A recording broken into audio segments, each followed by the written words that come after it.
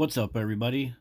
Well, the Super Bowl is over. It's 2/11/2025, and all the Super Bowl critics, one of the things that they use against the Super Bowl is they call it the Roman circus. Give them bread and circuses and they'll never revolt. So there's a lot of the critics say that the Super Bowl is just a way to put people in front of their TV so they don't care. But I think it's actually dog culture that's the Roman circus. So let's see what this guy has to say. They just contracted to pay one player on one team $6 million a year. Can you believe this? And why is that? It's the Roman circus. So with dog culture, this is the same thing with these football players. So many things about dog culture rake in billions and billions of dollars. A dog rescue when it jumps into a pond.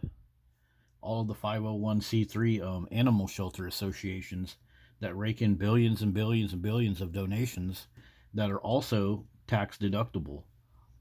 Just like these football players that make billions of dollars. What does the emperor do when the people become restive, and when the people are asking questions, and when the people don't like the policies of the emperor? He sends them to the circus. He creates a circus. He builds a giant coliseum. And he begins to throw the Christians to the lions. And he has great chariot races and football games and basketball games. See, but with dog culture, there is no coliseum. It's just everywhere.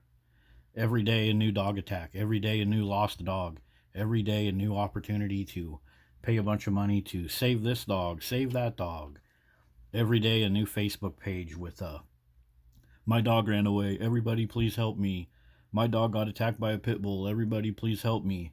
There's always some BS going on with dog culture that keeps everybody preoccupied.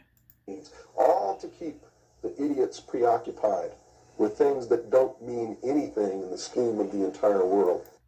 Yeah, dogs don't really mean anything. They're just an expense and a liability. So many people disconnect themselves with the real world. They don't do research. They call their dog a baby. They disconnect with humans. They won't have children. They fill their life with stress, spend too much money on their dog, go in debt, and it just keeps them occupied. It keeps them from learning about the world they live in. So that they don't have the time to learn what the truth is. So they don't ever get smart enough to learn how they're being manipulated. So they don't... Like, ask your typical dog owner, hey, do you know about the dangers of pet dander? Or do you know about all the CO2 that it breathes? You know, are you aware of the statistics about dog bites? Are you aware of the cost?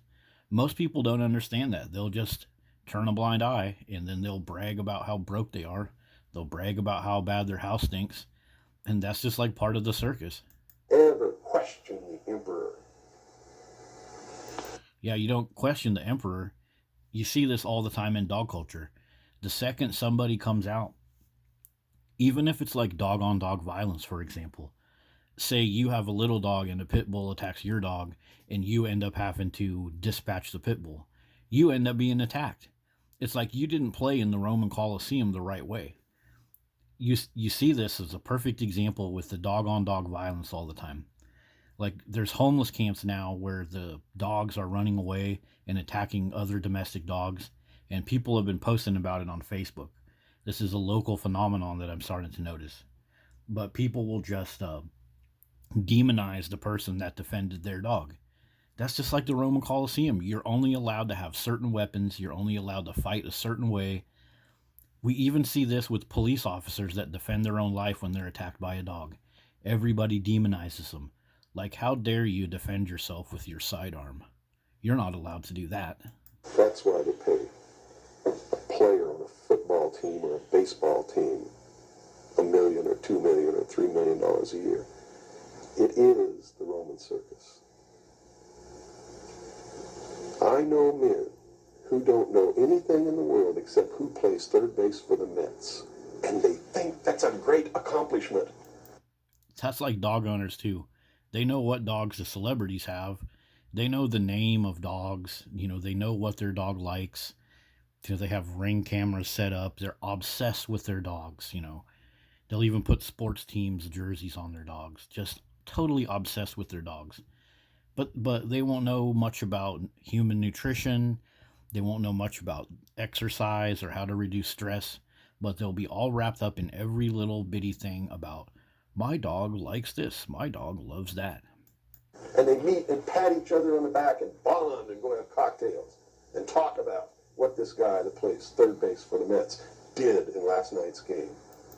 That's like on Facebook every time somebody posts a picture of their dog. Look, my dog loves whatever. It could be sewing, hiking, eating pizza, making a mess, causing trouble. 100 other people will love that post, and then they'll be like, my dog too, oh my god, my dog accidentally ate my husband's shoes on last Friday, and then he accidentally pooped in our car, but we still love him. It's the same thing that this guy's describing right here. It's sad. Yeah, dog culture is sad. It is like a circus, and it becomes like a level of control. So this has just been a quick look. I want to talk about this more with people. The poet from the Roman Empire that came up with this quote, he was kind of an interesting outcast too. So see you guys later. Thanks.